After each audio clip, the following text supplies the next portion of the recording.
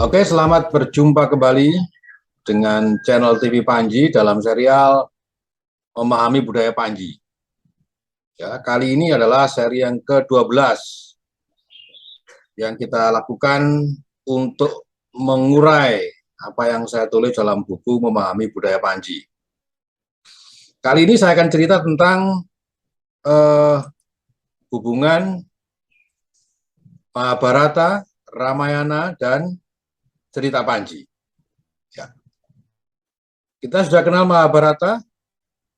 Mahabharata itu adalah karya sastra kuno dari India, ya, ditulis oleh Begawan Biasa atau Wiyasa, merupakan kumpulan dari banyak cerita yang semula terpencar-pencar dan dikumpulkan sejak abad keempat sebelum Masehi. Mahabharata mengisahkan konflik para Pandawa 5 dengan saudara sepupu mereka, yaitu 100 Korawa. Mereka bersengketa mengenai hak pemerintahan tanah negara Hastina. Puncaknya adalah perang Bharatayuddha di medan Kurusetra, dan pertempuran itu berlangsung selama 18 hari. Tokoh yang terkenal dalam Mahabharata yaitu Pandawa 5, Yudhistira, Bima, Arjuna, Nakula, dan Sadewa. Itu sekilas tentang Mahabharata. Sekarang kita beranjak ke Ramayana. Asal kata Ramayana itu sendiri berasal dari kata Rama dan Ayana yang berarti perjalanan Rama. Ramayana mengisahkan kepahlawanan dari India yang digubah oleh Walmiki atau Valmiki atau juga disebut Balmiki.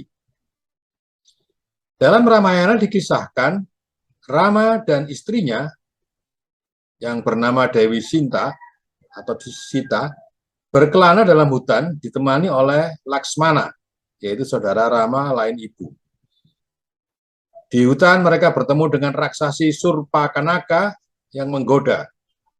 Kemudian Surpakanaka dilukai oleh Laksmana. Surpanaka marah dan mengadu kepada kakaknya, yaitu Rahwana.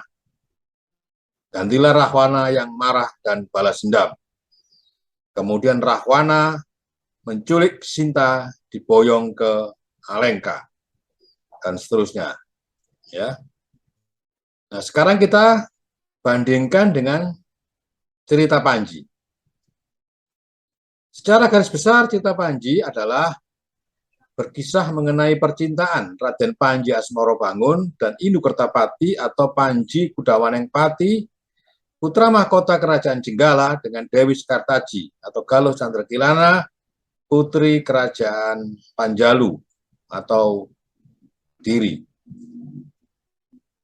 Nah, sekarang kita coba bandingkan 3 tokoh utama dalam Mahabharata, Ramayana, dan cerita Panji. Kalau di Mahabharata kita kenal tokoh Arjuna, maka di Ramayana ada tokoh Rama. Sedangkan di cerita Panji ada tokoh Raden Panji Asmorobangun. Dalam berbagai karya seni, komik atau mungkin film, sinetron, mereka digambarkan sebagai tokoh yang wajahnya sama. Dalam sebuah grup wayang orang atau ketoprak, tokoh ini malah 1 orang yang memerankannya. Ya, orang yang terkenal tampan, ya, jago perang, dan segala macam. Kemudian kita bandingkan juga tokoh perempuan. Dalam Mahabharata ada tokoh yang namanya Dewi Sembadra atau Sembodro. Di Ramayana ada tokoh yang namanya Dewi Sinta. Nah, di cerita Panji, tokoh itu bernama Dewi Sekartaji. Ini tokoh yang juga mirip, tokoh yang dianggap sama dalam 3 cerita ini. Tokoh yang lain yaitu Prabu Boma Naraka. Itu dikenal di Mahabharata. Tokoh antagonis, raksasa, mukanya merah, suka marah-marah. Nah, di Ramayana ada tokoh yang namanya Rahwana atau Dasamuka. Sedangkan di cerita Panji ada yang namanya Kelana Sewandana atau Klono Sewandono. ya, wajahnya merah, matanya melotot, berkumis tebal, dia tokoh antagonis. Kita bandingkan lagi tokoh perempuan dalam Mahabharata, ada tokoh yang namanya Sri Kandi. Itu perempuan yang kelaki-lakian, yang jago memanah, ya, jago perang, ya, Sri Kandi. Sedangkan Ramayana ada tokoh yang namanya Trijata. Ya, ini sifatnya juga mirip seperti Sri Kandi. Sedangkan di cerita Panji ada Dewi Ragil Kuning. Nah, sekarang kita kembali ke Ramayana. Di Ramayana itu dikisahkan ketika Rama dan Sinta dan juga Dewi juga Laksmana itu berada di sebuah hutan, ya. Kemudian muncullah seekor rusa, ya, seekor rusa. Sinta kepingin mendapatkan rusa itu. Rama dan Laksmana melarang, jangan. Tetapi Sinta merengek ingin dapatkan rusa itu. Akhirnya Laksmana dan Rama mengejar rusa itu dengan catatan Sinta jangan boleh kemana-mana. Dia kemudian dilingkari dengan goresan keris, goresan seperti lingkaran magis, ya, lingkaran garis maya, dan dia dipesan jangan keluar dari lingkaran itu. Setelah ditunggu sekian lama, Rama tidak muncul, maka tiba-tiba muncullah seorang kakek tua yang mendekati Sinta. Dia tidak bisa mendekat karena ada lingkaran ajaib tadi, lingkaran gaib. Tapi Sinta kemudian merasa kasihan, dia menolong kakek itu, dia keluar dari lingkaran itu. Apa yang terjadi? Orang tua itu lantas menjelma menjadi seorang raksasa dan dia menangkap Sinta, dibawa terbang ke angkasa. Dia adalah Rahwana atau Dasamuka yang menyamar. Nah, dalam perjalanan menuju Alengka itu, terbang ke udara, dia diketahui oleh burung Jatayu, ya, burung Garuda. Burung Jatayu ini setia kepada Rama, dia bermaksud menolong Sinta. Maka terjadilah peperangan antara Jatayu dan Rahwana di angkasa. Nah, adegan perang antara Jatayu dan Rahwana ini dilukiskan dengan sangat bagus oleh pelukis Basuki Abdullah. Lukisan ini sangat terkenal. Ketika kemudian Sinta berada di negara Alengka, Sinta disekap di sebuah tempat di Puri Keraton, di Keputren. Tidak di sebuah penjara, tapi di Keputren.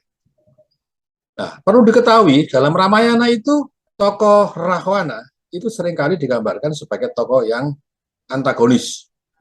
Tokoh yang jahat, tokoh yang berkelakuan buruk, tokoh yang kurang ajar, ya, tokoh yang jelek, dan sebagainya. Sementara Rama adalah tokoh protagonis. Dia tokoh yang baik, yang lemah lembut, yang tampan, yang sopan, yang baik hati, dan sebagainya. Ya, selalu ada penggambaran hitam putih dalam cerita ini. Nah, apa yang terjadi selama Sinta ditawan di negara Alengka itu? Ternyata Rahwana sama sekali tidak menyentuh Sinta. Sinta diperlakukan dengan sangat baik. Dia ditempatkan dalam tempat yang baik, dan Rahwana meskipun dia seorang raja yang dapat berbuat apapun kepada Sinta, dia tidak melakukannya. Kenapa? Karena Rahwana sangat mencintai Sinta. Dia menawarkan harta benda, menawarkan Sinta menjadi permaisuri, menawarkan seluruh kenikmatan dunia. Sinta menolak. Kemudian Rahwana tidak bosan-bosannya merayu Sinta agar Sinta mau menerima cintanya. Tetapi Sinta masih menolak karena menganggap Rahwana adalah tokoh yang jahat, tokoh yang buruk rupa, tokoh yang tidak punya sopan santun, dan sebagainya. Akhirnya Rahwana menuruti kemauan Sinta. Rahwana seorang tokoh yang jahat, tokoh yang jelek, tokoh yang buruk rupa, yang kurang ajar. Dia kemudian mengubah sifatnya menjadi orang yang baik, orang yang sopan, orang yang ramah, orang yang penurut, dan orang yang diinginkan oleh Sinta. Sehingga Rahwana itu berubah 180 derajat dari tokoh antagonis menjadi tokoh protagonis. Nah, bertahun-tahun Sinta berada dalam sekapan penjara atau disandera oleh Rahwana itu. Sinta lama-lama luluh. Dia iba kepada Rahwana. Betapa dia ternyata mau mengubah dirinya dari tokoh yang jahat menjadi tokoh yang baik.